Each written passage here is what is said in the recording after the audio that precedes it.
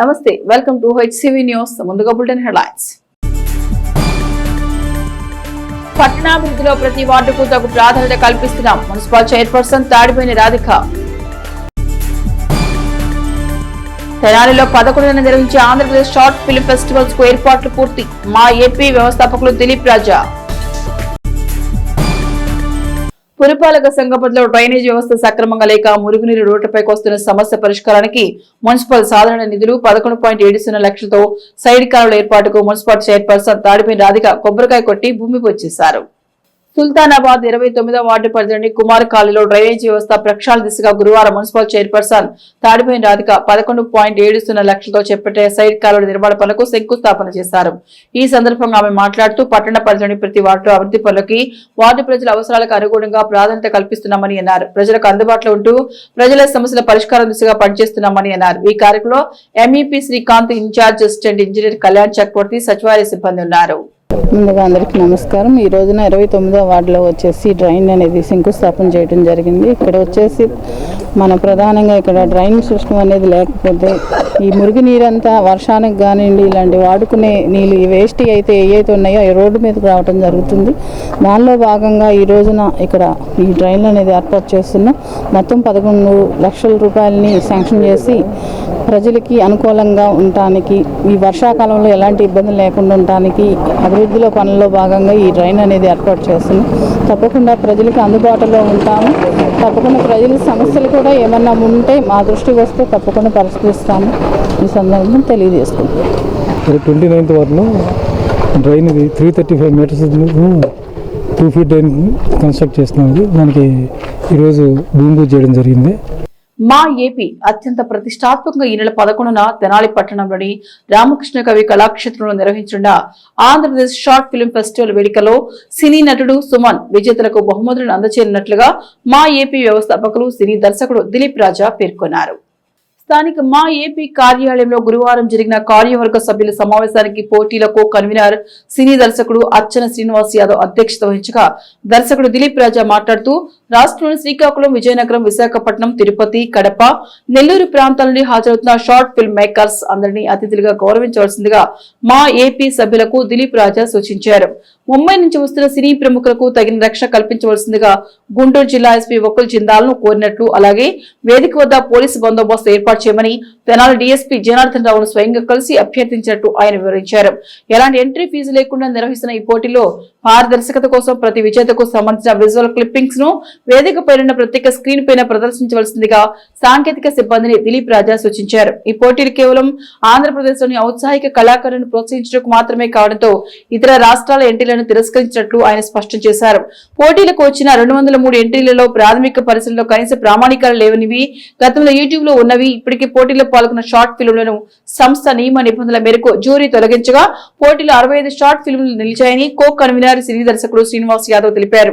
నిర్దేశించిన నగదు బహుమతులు, ప్రశంసా పత్రం, జ్ఞాపికలతో మా ఏపీ గౌరవ పురస్కారాన్ని విజేతలు అందుకుంటారని, మిగతా షార్ట్ ఫిల్మ్ మేకర్స్ కు ప్రోత్సాహకరంగా పార్టిసిపేషన్ సర్టిఫికెట్లు జారీ చేస్తున్నట్లు ఆయన వివరించారు. బరిలో నిలిచిన 65 సమాజాలకు ఫోన్ ద్వారా సమాచారం పంపిస్తున్నామని నిర్వాహకులు తెలిపారు. సమావేశంలో సహాయ దర్శకులు గాజులపల్లి రాముడు, నరేష్ దోనే, నటుడు మిలిటరీ ప్రసాద్ పాల్గొన్నారు. సుమన్ గారు 11వ తేదీ తెనాలి వస్తున్నారు. సుమన్ గారి చేతుల మీదుగానే విజేతలందరూ కూడా బహుమతులు ఇవ్వటం జరుగుతుంది. వచ్చిన వాళ్ళని మర్యాదగా రిసీవ్ చేసుకుని వాళ్ళకి ప్రేమగా, ఆప్యాయతగా వాళ్ళు ఉన్నంత వరకు వాళ్ళని జాగ్రత్తగా ట్రీట్ చేసి మన అతిథుల్ని మనం చక్కగా గౌరవించి పంపిస్తే తెనాలి గౌరవాన్ని ఇనుమడింపు చేసుకున్నట్టు ఉంటుంది. కాబట్టి మనందరం కూడా నాతో పాటు మా ఏపీలో సభ్యులందరూ కూడా సమన్వయంతో అందరం కలిసికట్టుగా పనిచేయాలని నేను మా ఏపీ సభ్యులందరూ తెలియజేస్తున్నా. ఈ కార్యక్రమం 10 గంటలకి స్టార్ట్ అయితే సాయంత్రం 2 గంటలకు అట్లా అయిపోయే కార్యక్రమం ఉంటుంది. ప్రైజులు రాని వాళ్ళకి కూడా మేము ఎంకరేజ్ చేయడానికి పార్టిసిపేషన్ సర్టిఫికెట్లు ఇవ్వడం జరుగుతుంది. బొంబాయి నుంచి కొంతమంది అతిథులు వస్తున్నారు, హైదరాబాద్ నుంచి కొంతమంది సినీ ప్రముఖులు వస్తున్నారు, విజయవాడ నుంచి కొంతమంది విఐపీలు వస్తున్నారు. కాబట్టి వీళ్ళ రక్షణ నిమిత్తం తగిన పోలీసు బందోబస్తు అరేంజ్ చేయమని నేను గుంటూరు జిల్లా ఎస్పీ గారిని కోరటం జరిగింది.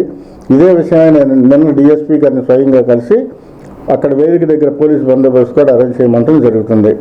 ఆంధ్రప్రదేశ్ షార్ట్ ఫిల్మ్ ఫెస్టివల్ వేడుకలు ఇవి. ఈ సంబరాలకి ఎక్కడెక్కడి నుంచి వస్తున్న అతిథులందరికీ స్వాగతం పలుకుతున్నా ఈ ఛానల్స్ ద్వారా. షార్ట్ ఫిల్మ్స్ 203 వచ్చినాయి. ఆ 203లో షార్టేజ్ చేస్తే 65 పక్కన పెట్టాం. అందుట్లోనే ఫస్ట్ ప్రైజ్ కానీ, సెకండ్ ప్రైజ్, థర్డ్ ప్రైజ్. రెండోది అందుట్లోనే మళ్ళీ ఉత్తమ నటి కానీ, ఉత్తమ విలన్ కానీ, చైల్డ్ ఆర్టిస్టులు కానీ అన్ని ఆ కేటగిరీలోని 65లోనే ఉన్నాయి. అవన్నీ ఆ రోజు అక్కడ చూపించడం జరుగుతుంది. ప్రేమ అనే ఆకర్షణతో ఆ పాఠశాలకు చెందిన సీనియర్ విద్యార్థి అదే పాఠశాలలోని జూనియర్ విద్యార్థి అయిన తన బిడ్డను అతనికి అనుకూలంగా మార్చుకుని ప్రేమ పేరుతో చేసిన బ్లాక్ మెయిల్ వేధింపులు తన కుమార్తె ఆత్మహత్యకు దారితీస్తుందని బిడ్డను కోల్పోయి ఆ తల్లి తీవ్ర ఆవేదన వ్యక్తం చేశారు. మైనర్ బాలిక తల్లి కథనం మేరకు 3 టౌన్ లో కేసు నమోదైన ఉదంతంలో వివరాలు ఈ విధంగా ఉన్నాయి. జగ్గడిగుంటపాలెంకు చెందిన మైనర్ బాలిక 3 టౌన్ పోలీస్ స్టేషన్ పరిధిలోని మారిస్పేట మున్సిపల్ హై స్కూల్ నందు 9వ తరగతి చదువుతోంది. అదే స్కూల్లో 10వ తరగతి చదువుతున్న విద్యార్థితో ఇన్స్టాలో పరిచయమైంది. పరస్పర ఆకర్షణ ఏర్పడింది. ఇదే అదనుగా ఆ విద్యార్థి తన అవసరాల కోసం అప్పుడప్పుడు బాలిక వద్ద డబ్బులు తీసుకోవడం, ఇవ్వలేని పరిస్థితులు బెదిరించడం జరుగుతోంది. ఈ నేపథ్యంలోనే న్యూ ఇయర్ సందర్భంగా బాలికను ఆ విద్యార్థి డబ్బులు అడిగాడు. బాలికకి ఇంట్లో డబ్బులు లభించక అతనికి డబ్బులు ఇవ్వలేకపోయింది. దీంతో 10th విద్యార్థి ఎమోషనల్ గా వేధించాడు. తాను స్కూల్ నుంచి టీసీ తీసుకుని వెళ్లిపోతానని బెదిరించాడు. మనస్తాపానికి గురైన బాలిక ఈ నెల 1న ఎలుకల మందు తిని ఆత్మహత్యాయత్నానికి పాల్పడి ఆసుపత్రిలో చికిత్స పొందుతోంది. కాగా గురువారం మైనర్ బాలిక మృతి చెందినట్లు తల్లి మల్లీశ్వరుడు మీడియాకు తెలిపారు. తల్లి ఫిర్యాదు మేరకు తెనాలి 3 టౌన్ పోలీసులు కేసు నమోదు చేసి దర్యాప్తు చేపట్టారు. ఈ ఘటనకు సంబంధించి బాలిక తల్లి మల్లేశ్వరి మాట్లాడుతూ ఇద్దరు ఒకే పాఠశాల చదువుతున్నారని, తన కుమార్తెను డబ్బుల కోసం టార్చర్ చేశాడని, డిసెంబర్ 31వ తారీఖున డబ్బులు అడిగాడని, ఇవ్వకపోవడంతో ఇబ్బంది పెట్టాడని, తన బాధను ఇంట్లో తమకు గాని పాఠశాలలో అధ్యాపకులు గాని చెప్పుకోలేక ఎలుకల మందిని ఆత్మహత్య చేసుకుందని, తన బిడ్డను వేధింపులకు గురి చేసిన అబ్బాయిని కఠినంగా శిక్షించాలని వాపోయింది. పోస్ట్ మార్టం అనంతరం బాలిక మృతదేహానికి అంత్యక్రియలు చేశారు. పేరు మల్లేశ్వరండి, కూతురు పేరు భవాని. కరీమన అనే అబ్బాయి టార్చర్ వల్ల మా అమ్మాయి సూసైడ్ చేసుకుంది. చెంచురామి స్కూల్లో చదువుతారు. మా అమ్మాయి 9th క్లాసు, ఆ అబ్బాయి 10th క్లాసు. ప్రేమించమని ఎమ్మడబడ్డాడంట. డబ్బులు ఇవ్వమని కొట్టేవాడంట. స్కూల్లో డబ్బులు అయిపోతే చేతులు కోసుకుంటాను, స్కూల్ టీసీ తీసుకొని వెళ్ళిపోతాను అని బ్లాక్మెయిల్ చేసేవాడంట. ఇన్స్టాలో కూడా పెట్టాడు. వాయిస్ రికార్డింగ్లు అన్నీ మేము విన్నాము. విని మా అమ్మాయి అవి భరించలేక ఎలుకల పెస్ట్ తీసుకుందండి, చనిపోయింది. మా పిల్ల మాకు లేకుండా పోయింది. ఆడ వల్లే దూరం అయిపోయింది నా బిడ్డ. ఇలాంటి పరిస్థితి ఇంక ఏ ఆడపిల్లకి రాకుండా చూడండి. వాడిని మటుకు వదలొద్దు. 1వ తారీఖు జనవరి 1 1వ తారీఖు తీసుకుని నాకు న్యాయం చేయాలి సార్ మీరు. కరీం మళ్ళా డబ్బుల కోసము నా బిడ్డని టార్చర్ చేశాడు. ప్రేమిస్తున్నాను అది ఇదని చెప్పి నా బిడ్డని నాకు లేకుండా చేశాడు. వాడిని ఎట్టి పరిస్థితులు వాడిని వదలటానికి వీల్లేదు. నాకు న్యాయం జరగాలి. నా బిడ్డ లేకుండా పోయింది. ఇలాంటి పరిస్థితి ఏ ఆడపిల్లకు కూడా రాకూడదు.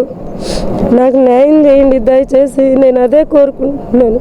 నా పేరు ఇందుప్రియ, మా అక్క పేరు భవాని. మేమిద్దరం ఒకే స్కూల్లో చదువుకునేవాళ్ళం. ఆ అబ్బాయి డబ్బులు ఇవ్వమని ఫోర్స్ చేసేవాడు బాగా. డబ్బులు ఇవ్వు లేకపోతే నేను చేతులు కోసుకుంటాను అది ఇదని ఫోర్స్ చేస్తే మా అక్క ఎలుకల మందు తినేవాడు, కొట్టేవాడు, తిట్టేవాడు. మా అక్కని బూతులు అహస్యంగా తిట్టేవాడు. అతను 10th, మా అక్క 9th. 6th క్లాస్ నుంచే జరుగుతుందండి. ఈ మధ్య నుంచే వేధింపులు ఎక్కువైంది. డబ్బులు ఇవ్వకపోతే నేను టీసీ తీసుకొని వెళ్ళిపోతాను, చేతులు కోసుకుంటాను, నేను చచ్చిపోతాను, కొడతాం, తిడతాం, అలా చేశాం. కూతురండి గుడ్రు భవాని, స్కూల్లో hair anchor, 9th class leader. స్కూల్లో కరీమంట గీసాడండి. నా పిల్లలు అయింది, మీరు ఇస్తారా? చూడండి ఎలా పడుకుందో. వేము నియోజకవర్గం చుండూరు మండలం పెదగాదిరవరు గ్రామానికి చెందిన మహిళలు పిండి వంటలు చేస్తూ ఆర్థిక స్వావలంబన దిశగా అడుగులు చురుగ్గా ముందుకు వేస్తున్నారు. తమకు తెలిసిన పిండి వంటల తయారీతో పాటు రకరకాల వంటకాలను తయారు చేస్తూ తమ వ్యాపార రంగాన్ని విస్తరిస్తూ మహిళా లోకానికి స్ఫూర్తిగా నిలుస్తున్నారు. ఆ వివరాలు ఒకసారి చూద్దాం. వేము నియోజకవర్గం చుండూరు మండలం పెదగాదిరవరు గ్రామంలోని మహిళలు అందరికన్నా భిన్నంగా ఆలోచించారు. గ్రామంలోని మహిళలకు ఆర్థిక స్వావలంబన చేకూర్చే దిశగా ఆలోచించి గ్రామ దేవత పెద్దింటమ్మ తల్లి పేరు మీద సాంప్రదాయ పిండి వంటల తయారీని వ్యాపారం ఎంచుకున్నారు. 5 మహిళలు కలిసి ఒక గ్రూపుగా ఏర్పడి ఈ పిండి వంటకాలు తయారు చేస్తున్నారు. వీరి తయారీ విషయం తెలుసుకున్న చుట్టుపక్కల గ్రామాల ప్రజలతో పాటు పక్క మండలాల భోజన ప్రియులు సైతం వారికి అవసరమైన పిండి వంటకాలను కొనుగోలు చేస్తున్నారు. మహిళలు తక్కువ సమయంలో ఆర్థికంగా ఎదగాలని పిండి వంటలు తయారు చేస్తున్నారు. భోజన ప్రియులకు అవసరమైన పిండి వంటకాలను కొట్టిన పిండితో కట్టెల పొయ్యి మీద వంటలు చేస్తున్నారు. వీటితో పాటుగా చికెన్, ఉసిరికాయ, మామిడి, టమాటా పచ్చలను వారి అభిరుచులకు ఇష్టంగా తయారు చేసి అందిస్తూ ఉన్నారు. పిండి వంటలు కావలసిన వాళ్ళు 9959427682 మరియు 9494967628 మరియు 6300902269 ఫోన్ నెంబర్లను సంప్రదించాలని నిర్వాహకులు కోరారు. చుండూరు మండలం పెద్దగాదలవారి గ్రామంలో పెద్దంటమ్మ తల్లి ఆశీస్సులతో రాహుల్ సాంప్రదాయన ఆధ్వర్యంలో మహిళలందరూ కలిసి సాంప్రదాయ పిండి వంటలు, అందరికీ పచ్చళ్ళు, కారాలు ఏవి కావాల్సి వచ్చినా ఈ నంబర్కి సంప్రదించగలరు. 9959427182. మహిళలందరికీ ఉపాధి కల్పించే దిశగా మహిళలందరం సంప్రదించి పిండి వంటలు అన్నీ చేసే విధంగా నిర్ణయించుకున్నాము. అందరికీ నమస్కారం అండి. మాది చుండూరు మండలం పెదగాదలవారి గ్రామము. మా గ్రామంలో ఉన్నటువంటి పెద్దంటమ్మ తల్లి ఆశీస్సులతో రాహుల్ సాంకృత్యాయన్ గారి సహాయ సహకారాలతో గ్రామంలోని మహిళలందరం కలిసి పిండి వంటలు ప్రారంభించుకున్నాము. పిండి వంటలతో పాటు అన్ని రకాల పిండి వంటలతో పాటు పచ్చళ్ళు, కారపొళ్ళు మీకు ఎలాంటివి కావాల్సినా కూడా మమ్మల్ని సంప్రదిస్తే మీకు ఆర్డర్ల మీద మీరు అక్కడికైనా అందిస్తాము, మీరు ఇక్కడికి వచ్చినా ఇస్తామండి. సంప్రదించవలసినటువంటి నంబర్ 9494967628. అరిసెలని మేము రోట్లో కొట్టించి అలాగే పూర్తిగా ప్యూర్ నెయ్యితోటి కట్టెల పొయ్యి మీద ఉండి సమర్పిస్తున్నామండి. కాబట్టి ఇవన్నీ సాంప్రదాయ వంటలు. కాబట్టి మీకు కావాల్సిన పిండి వంటలను ఆర్డర్ ఇచ్చినట్లయితే మీకు తగినటువంటి సమయంలో అందచేస్తాం మేము. దుగ్గిరాల మండలం చింతలపూడి ప్రియదర్శిని ఇంజనీరింగ్ కళాశాల నందు గురువారం సంక్రాంతి సంబరాల వేడుకలు ఘనంగా నిర్వహించారు. కళాశాల చైర్మన్ చందు రామారావు, కార్యదర్శి చందు విజయలక్ష్మి, వైస్ చైర్మన్ చందు రోహిత్ ఆధ్వర్యంలో జరిగిన కార్యక్రమంలో కళాశాల ప్రాంగణంలో కోడి పందాలు, భోగిమటలు, గంగిరెద్దుల విన్యాసాలు, ఎడ్ల బండ్లు ప్రదర్శన, మహిళల కోలాటం, చెక్క భజనలు, హరిదాస్ కీర్తనలు వంటి కార్యక్రమాలు చేపట్టారు. తొలుత చైర్మన్ రామారావు దంపతులు ఎడ్ల బండి నడపగా కళాశాల సిబ్బంది కోలాటల నడుమ స్వాగతం పలికారు. తదుపరి ప్రాంగణంలో ప్రత్యేకంగా ఏర్పాటు చేసిన భోగి మంటల నువ్వు వెలిగించి సిబ్బంది విద్యార్థులతో కలిసి నృత్యాలు చేశారు. వచ్చిన భజన, కోలాటం గురువులకు శాలువలతో సన్మానించారు. తొలి రోజున రంగోలీల పోటీలు నిర్వహించారు. దీంతో కళాశాల ప్రాంగణం అంతా పండుగ వాతావరణం వెలువరిస్తుంది. ఈ కార్యక్రమంలో కళాశాల ప్రిన్సిపల్ డాక్టర్ ఎన్ లక్ష్మీనారాయణ, ఎన్ సుజాత, డిప్లొమా ప్రిన్సిపల్ జీవన్ కుమార్, అధ్యాపకేతర సిబ్బంది, విద్యార్థులు పాల్గొన్నారు. ఈ సందర్భంగా రామారావు, విజయలక్ష్మి, లక్ష్మీనారాయణలు మాట్లాడారు. మరి ఇలా మంచి కార్యక్రమం చేయటం చాలా ఆనందంగా ఉంది. ఎందుకంటే మన సంక్రాంతి సంబరాలు ప్రతి సంవత్సరం మన కాలేజీలో జరుపుకుంటున్నాం. దానిలో భాగంగా ఈ చెక్క భజన కానీ, అంటే కోలాటం కానీ, గంగిరెద్దులు కానీ, కోడి పందాలు కానీ మన సాంప్రదాయం ప్రకారం మనం భోగిమంటలు కూడా మేడం చెప్తున్నారు. అంతేకాకుండా మన సాంప్రదాయం ప్రకారం విలేజ్ వాతావరణంలో మన సంక్రాంతి పండుగ అనేది ఘనంగా జరుపుకుంటూ ఉంటాం. దానికి సంబంధించి మరి ఈ కళ ఎప్పుడో పురాణతమైనది. చెక్క భజన కూడా ఎప్పుడో ఉండేది, కానీ ఈ మధ్య లేదు.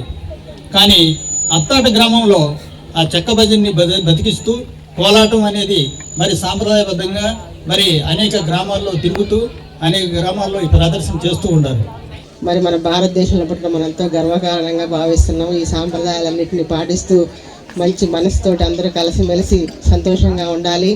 ముఖ్యంగా యూత్కి అన్నీ కూడా తెలియాలి సాంప్రదాయాలని ముఖ్య ఉద్దేశంతో మరి సంక్రాంతి సంబరాల్లో భాగంగా భోగి మంటలు, మరి ముఖ్యంగా రాముల వారి పూజ, మరి కోడి పందాలు, అలాగే గంగిరెద్దులు, కోలాటం, చెక్క భజన అన్నీ కూడా మంచిగా జరిగినందుకు ఈరోజు చాలా సంతోషంగా ఈ ఫంక్షన్ చేయడానికి మరి మన స్టాఫ్ అందరూ కూడా చాలా కష్టపడి చేశారు. అలాగే మన పిల్లలు కూడా చాలా ఎంజాయ్ చేశారు. అంటే పండుగ కూడా ఉంటుంది కాబట్టి ఈ సంక్రాంతి సందర్భంగా అందరూ సంతోషంగా ఉండాలని, సుఖంగా ఉండాలని, ఈ యావత్ ప్రపంచం కూడా సుఖ సంతోషాలతో వర్ధిల్లాలని కోరుకుంటూ, సో దీని ఆర్గనైజేషన్కి ముఖ్యంగా మాకు సహకరించిన మా మేనేజ్మెంట్ చైర్మన్ శ్రీ చందు రామారావు గారికి, అలాగే సెక్రటరీ మేడం చందు విజయలక్ష్మి గారికి, వైస్ చైర్మన్ చందు రోహిత్ గారికి ప్రత్యేక ధన్యవాదాలు తెలియజేసుకుంటున్నాం. అలాగే ఈ ప్రోగ్రామ్ ఇంత సక్సెస్గా ఇలా ఆర్గనైజ్ చేసిన మా ఫ్యాకల్టీ మెంబర్స్, అలాగే స్టూడెంట్ వాలంటీర్స్కి మరీ ప్రత్యేకించి ధన్యవాదాలు తెలియజేసుకుంటూ, ఈ కాలేజీలో అన్ని functions A to Z A function ఉన్నా సరే ఎటువంటి విభేదాలు లేకుండా చక్కగా సెలబ్రేట్ చేసుకోవడం జరుగుతుంది.